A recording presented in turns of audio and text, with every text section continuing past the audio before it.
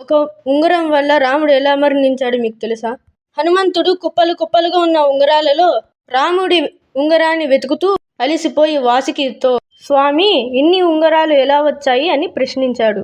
ఇందులో నా రాముడి ఉంగరం ఏది అని అడగగా అప్పుడు వాసుకి, త్రేతాయుగంలో రాముడు భూమి మీద జన్మిస్తాడు. ఎప్పుడైతే పాతాళ లోకంలో ఒక బంగారు ఉంగరం పడుతుందో దాన్ని వెతుకుతూ ఒక వానరం వస్తుంది. అప్పుడు భూమి మీద ఉన్న రాముడు ప్రాణాలు వదిలేస్తాడు.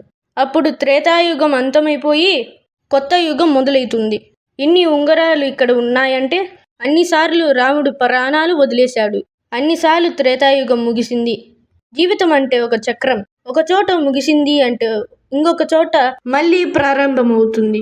త్రేతాయుగం మళ్ళీ మొదలవుతుంది. రాముడు మళ్ళీ జన్మిస్తాడు. నువ్వు మళ్ళీ జన్మిస్తావు. మళ్ళీ మీ ఇద్దరు కలుస్తారు.